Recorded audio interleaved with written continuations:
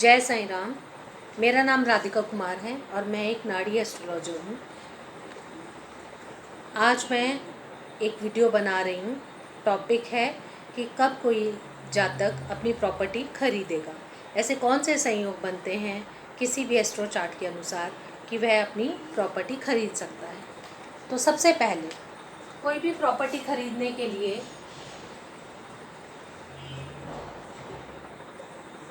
कुछ हाउसेस होते हैं जो बहुत इम्पोर्टेंट हैं।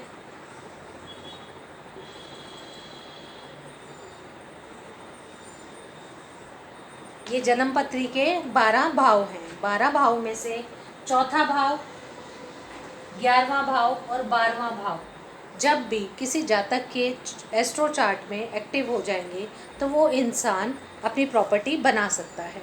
चौथा भाव जो होता है यह संपत्ति के लिए, मतलब संपत्ति के लिए प्राथमिक घर है। सबसे पहला घर, ये सबसे इम्पोर्टेंट घर है। अगर 4th हाउस एक्टिवेट होगा, 4th हाउस के प्लैनेट्स एक्टिवेट होंगे तभी वो जातक अपनी प्रॉपर्टी बना पाएगा। दूसरा इम्पोर्टेंट घर है 11वां घर। ये घर होता है हमारी इच्छा पूर्ति का। किसी इंसान में इच्छा पैदा होगी अपने घर को बनाने की, तभी वो प्रॉपर्टी को खरीदेगा। और 3rd हाउस होता है जो सबसे इम्पोर्टेंट है संपत्ति खरीदने के लिए, वो है 12वां भाव। यह संपत्ति खरीदने में हमारी जो पैसा है उसका खर्चा बताता है, क्योंकि हम पैसा खर्च करेंगे तभी हम प्रॉपर्टी खरीद पाएंगे। तो संपत्ति खरीदने के लिए ये घर जो है ये धन के व्यय का घर है। तो जब भी हमारे चार्ट में या उस जातक के चार्ट में 4, 11 और 12 इन घरों का संयोग बन जाएगा तो वो इजीली प्रॉपर्टी खरीद पाएगा। ये सबसे इम्पोर्टेंट और फर्स्ट रूल है नाड़ी एस्ट्रोलॉजी में प्रॉपर्टी परचेज के लिए। अब इसके बाद आते हैं दो प्लैनेट, मंगल और शनि। इन दोनों में से किसी भी एक ग्रह का होना बहुत ज़रूरी है, क्योंकि प्रॉपर्टी परचेज सिर्फ मंगल और शनि ही करवाते हैं। ये दो ग्रहों में से कोई भी एक ग्रह जब एक्टिवेट होगा आपके चार्ट में, दशा में, भुक्ति में या अंतरा में, मतलब महादशा, अंतरदशा या प्रत्यंतर दशा, जब भी इनमें से कोई एक प्लैनेट एक्टिव हो जाएगा विथ अनदर 2 प्लैनेट्स, मतलब 3 प्लैनेट्स जो 4, 11, 12 का संयोग बता रहे हैं दशा भुक्ति अंतरा में, तो वो इंसान इजीली अपनी प्रॉपर्टी बना पाएगा। अब प्रॉपर्टी खरीदने के लिए पैसा ज़रूरी है। अब पैसा 4, 11, 12 का जब संयोग होगा, पैसा खर्च वो कहाँ करेगा?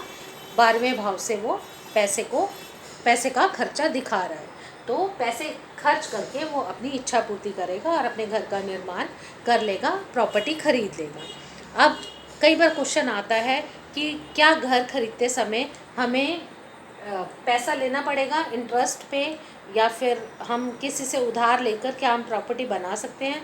तो जी हाँ, बिल्कुल। अगर 6th हाउस भी साथ में एक्टिवेट है, जो भी ग्रह इस समय दशा भुक्ति अंतरा में है, अगर 6ठा हाउस उनके साथ कनेक्ट हो जाता है तो ये ऋण का हाउस है। मतलब इंसान, जातक जो है वो पैसा उधार लेकर, ऋण या उधार, तो वो जातक पैसा उधार भी लेगा अपना घर बनाने के लिए। तो कौन से 4 हाउस का संयोग बन गया? 4, 6, 11 और 12। जब ये संयोग दशा भुक्ति अंतरा के प्लैनेट्स बताएंगे और अंत में आकर गोचर में वो इन हाउसेस को एक्टिवेट कर देंगे, तब जातक कुछ पैसा उधार भी ज़रूर लेगा अपना घर या प्रॉपर्टी बनाने के लिए। इसके बाद आ जाता है कि क्या प्रॉपर्टी गिफ्ट में मिल सकती है, क्या कहीं से कोई लाभ हो सकता है? तो ऐसा भी कई बार देखा गया है, किसी जातक को शादी में दहेज में भी प्रॉपर्टी मिलती है। तो उस जातक की पत्री में चेक कीजिए 4, 8, 11, 12 ये संयोग कहीं ना कहीं दशा भुक्ति अंतरा में चल रहा होगा at the time of his और हर मैरिज, तो उनको प्रॉपर्टी जो है दहेज में मिलती है। 8th हाउस होता है हिडन हाउस, तो ये हिडन गेन्स करवाता है।